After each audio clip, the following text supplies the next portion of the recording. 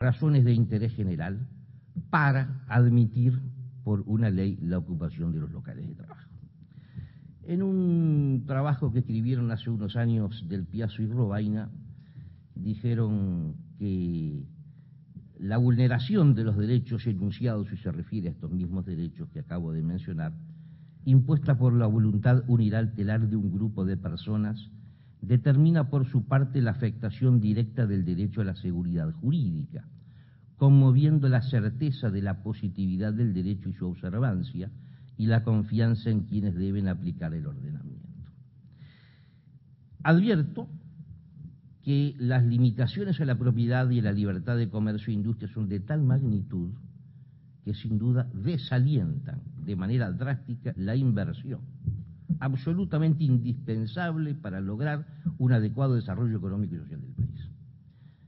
De manera que un acto que posibilite este grado de desaliento a la inversión es un acto que no es apto para el fin debido y afecta los principios de eficacia y de eficiencia, que es un aspecto sustantivo integrante del bloque de constitucionalidad. Por otro lado, los efectos que produce con relación a la limitación de los derechos del trabajador que desea trabajar desnaturaliza el sentido del artículo 57 en cuanto calificó la huelga como un derecho gremial, y esto es muy importante. Esa calificación del constituyente no puede pasarse por alto. La Constitución no excluye, por cierto, la acción sindical, pero no circunscribe al sindicato el derecho de huelga. La Constitución pretendió asignar el derecho de huelga a todos los trabajadores y no únicamente a los sindicalizados. La consagración legislativa de la ocupación de los locales de trabajo traiciona la finalidad del artículo 57 de la Constitución. Todo ello sin perjuicio de que una ocupación de los locales de trabajo puede provocar situaciones de violencia que puede alterar el orden público, que era lo que mencionaba en la parte expositiva el decreto del 66. Esto demuestra que no existen razones de interés general para adoptar una ley de este tipo. Por el contrario, el interés general exige la prohibición de la ocupación de los locales de trabajo. Una ley que disponga esto resulta absolutamente inconstitucional. No está de más recordar, por otra parte, que no existe ningún tratado internacional que recoja la ocupación de los locales de trabajo, como se ha mencionado muy bien en esta mesa. Si por las razones expuestas una ley que regule y que admita la ocupación de los trabajos resulta inconstitucional, ni que hablar de un decreto, con lo cual todo lo que he dicho basta para señalar la clara y flagrante inconstitucionalidad del decreto 165 del 2006. Pero esta inconstitucional es particularmente grave, como yo ya lo señalé en el año 2006. Dada la evolución del derecho, resulta absolutamente admisible el derecho de huelga. Por medio de este derecho, la Constitución ha pretendido dar a los trabajadores un instrumento de autotutela ante una situación de mayor fortaleza del sector patronal. La Constitución buscó así un equilibrio entre diferentes intereses, en principios todos ellos legítimos. Pero agregar a la huelga la posibilidad de ocupar los locales de trabajo significa desnivelar el conflicto. Ello implica tomar partido por un sector, en los hechos por la cúpula sindical, porque no necesariamente todos los trabajadores pueden estar de acuerdo con las medidas de lucha adoptadas, con lo que se viola groseramente el principio de igualdad. Todo el peso del sistema jurídico se vuelca así en favor del trabajador sindicalizado, el que queda en situación de privilegio frente a todos los demás sectores de la sociedad. En este caso, además, la violación del principio de igualdad implica dar a nuestro derecho un color corporativo, incompatible con la filosofía de nuestra Constitución, lo que le da al tema una particularidad gravedad. Se trata, en verdad, de un corporativismo distinto, de los que el mundo conoció en la primera mitad del siglo XX, pero que tiene en común con aquellos el ser presidido por móviles egoístas, incompatibles con la solidaridad, uno de los principios rectores del Estado social y democrático de derecho, cuya finalidad es la realización del bien común. Por eso podemos emplear al respecto el término neocorporativismo que emplea en este sentido el gran constitucionalista chileno Sea Egáñez.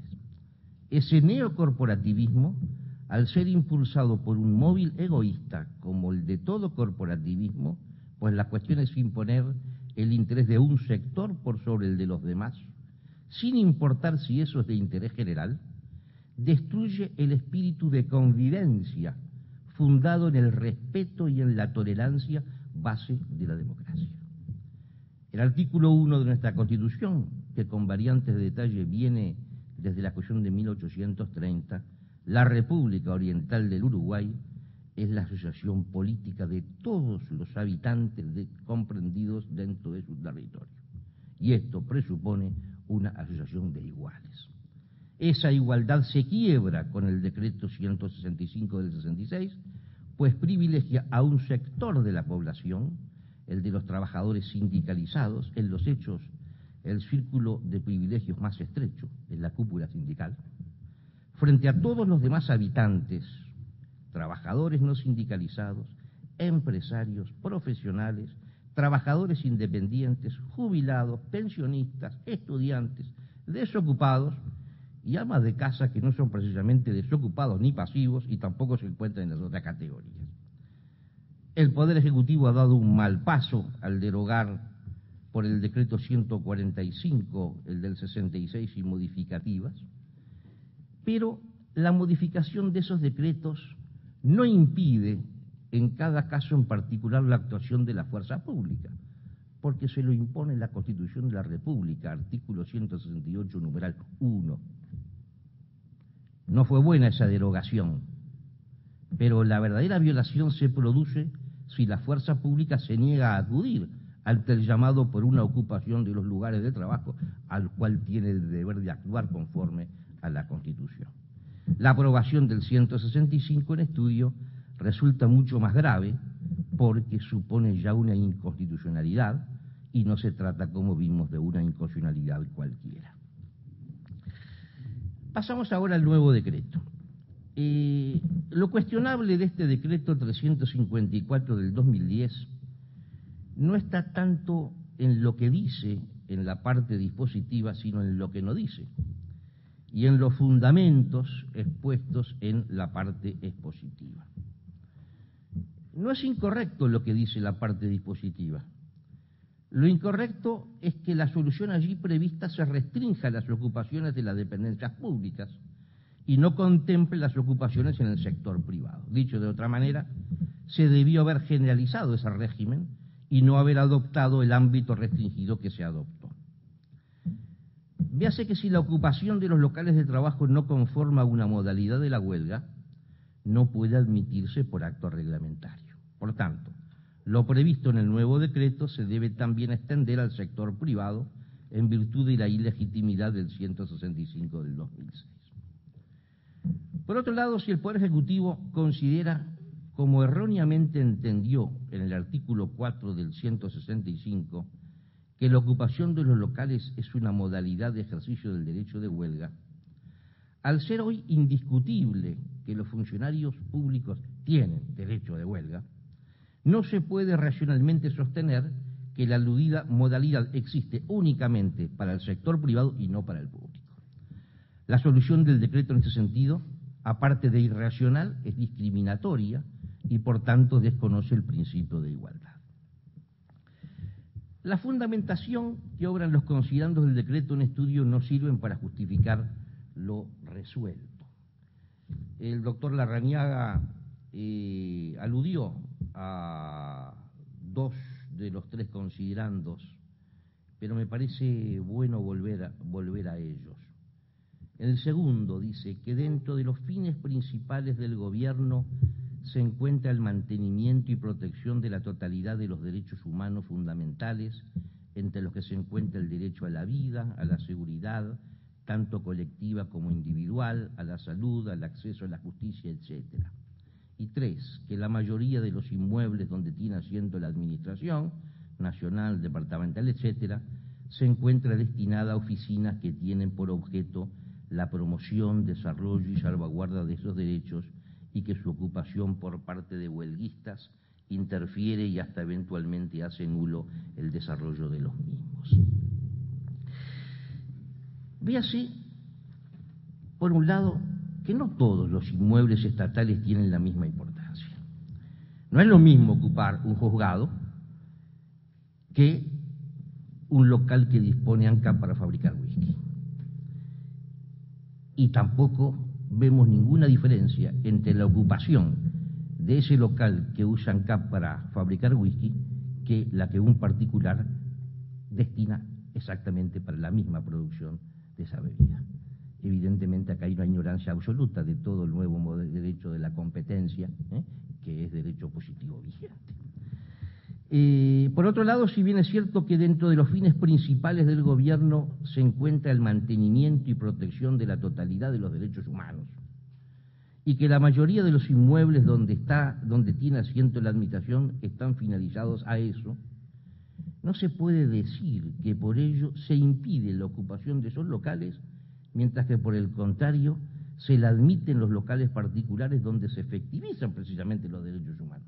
No se puede ocupar los locales públicos porque promueven los derechos humanos, pero sí se pueden los privados porque allí se ejercen efectivamente los derechos humanos. La falta de coherencia es tal que vicia por irracional este acto.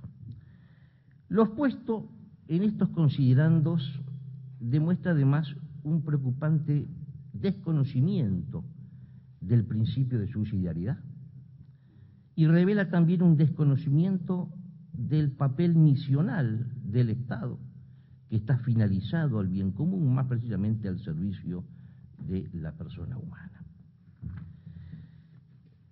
Es valor entendido hoy en día que la interdicción de la arbitrariedad integra el contenido de la buena administración. Ese es un tema que está de moda entre los administrativistas de hoy. Pero esto no es nuevo. Esto no es nuevo. Uno de los consejos que Don Quijote dio a Sancho previo a partir a gobernar la ínsula de Barataria fue el siguiente: nunca te guíes por la ley del encaje, que suele tener mucha cabida con los ignorantes que presumen de agudos. No es usual entre nosotros hablar de la ley del encaje. Casani, en una brillante conferencia que dio el lunes en la Universidad Católica, explicó que en la España medieval se decía que un magistrado actuaba en función de la ley del encaje cuando el único fundamento de su decisión era una idea que se le había encajado en la cabeza. Se aludía claramente a la arbitrariedad. Y también en Francia se utilizó esta terminología, en Francia medieval, la loi de l'encage, y los franceses reconocían sus remotos orígenes en el derecho romano, ¿no? De manera que el tema de la interdicción de la arbitrariedad no es nuevo, sino que por lo menos viene del derecho romano. Cuando estábamos tomando un café, me preguntaba, yo no recuerdo si eras tú o tú, Augusto, tú que sos administrativista, explícame qué ley reglamenta este decreto. Y yo te voy a decir, te lo voy a decir al final de mi exposición. Este es un decreto de ejecución de la ley del encaje.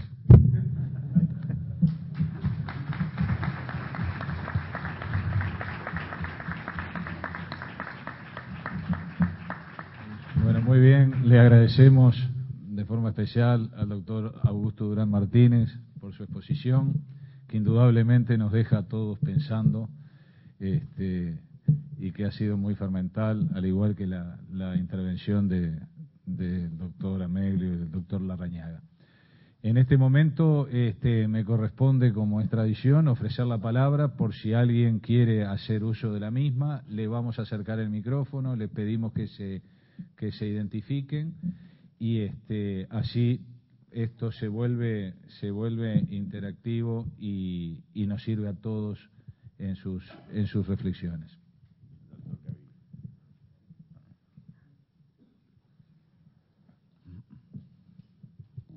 Bueno, muchas gracias.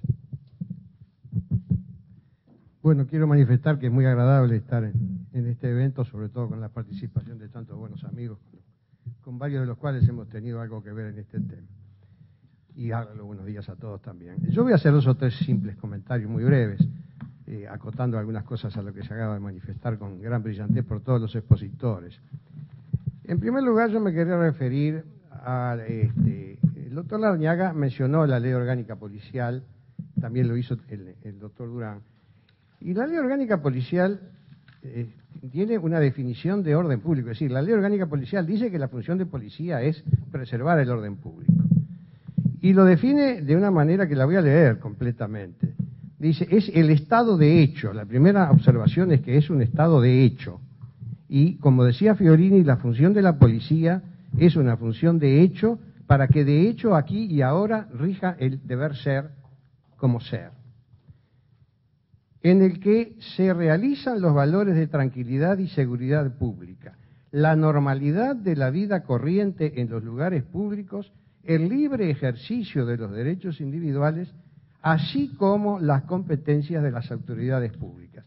Si se necesita un texto legal para fundar de la manera más terminante que la cuestión de que se trata es exactamente la misma, se trate de derechos privados o se trate del ejercicio de competencias, es este. De este texto surge claramente que no puede existir la menor diferenciación cuando una situación altera el orden público por el hecho de que la altera respecto del sector privado o de las autoridades públicas. Eso en primer término.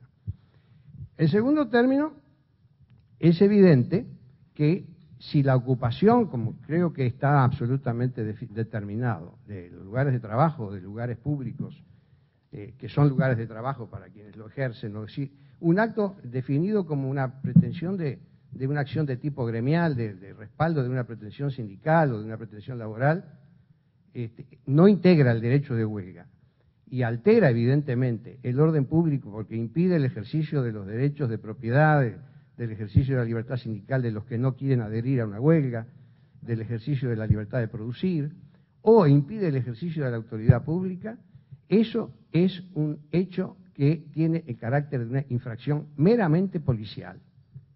Es decir, a nadie se le puede ocurrir que cuando una gente ve que están rapiñando a alguien en la calle, tiene que pedir orden al juez primero antes de detenerlo. De manera que el comentario que yo quería hacer es que, evidentemente, el Ministerio del Interior y la Policía tienen que actuar de oficio y de inmediato, toda vez que le llegue a su conocimiento, y dice la Ley Orgánica Policial, una de las formas de que le llegue a su conocimiento es el ejercicio de la vigilancia de oficio. Y eso me parece que es un punto jurídicamente incontestable. Por otro lado, también quiero hacer un comentario respecto de algo que mencionaba el doctor Larrañaga, que la doctrina ha sostenido que esta extensión o estas medidas atípicas de tipo de huelga son pacíficas, y si son pacíficas, entonces no pasa nada. En realidad, quiero citar acá a uno de los tratadistas más conocidos, Gino Giugni, que en su libro de Derecho Sindical dice claramente que estas medidas, entre comillas, pacíficas, no son pacíficas, porque toda medida antijurídica es virtualmente violenta, en la misma medida en que exige el ejercicio de la fuerza pública para ponerle término. De manera que no hay ninguna argumentación que pueda fundamentar el tolerar este tipo de cosas porque sean pacíficas. Con referencia a lo que decía el doctor Martínez respecto de la constitucionalidad, nosotros en el año 1984, con gente de la Cámara de Industrias y alguna gente también de la Cámara de Comercio, hicimos una jornada que tenía por objeto analizar, en función del proceso que se venía cumpliendo en el país, de la proximidad de la reinstitucionalización, qué tipo de modelo de relaciones de trabajo podía ser el que se pudiera tratar de aplicar en el futuro. Y ahí se manejó un texto que, a mi juicio, es el primer libro que analizó debidamente y en forma completa este tema, que es el de Dunlop, Industrial Relations, en el cual Dunlop sienta el concepto de que el sistema de relaciones de trabajo es un sistema de una sociedad y que por lo tanto tiene que estar funcionando en forma coherente con él. Y entonces el sistema de relaciones de trabajo, una de las primeras conclusiones a que se llegó a propósito de eso, tiene que estar de acuerdo con lo que yo diría, lo que Justino Jiménez de Aechaga llamaba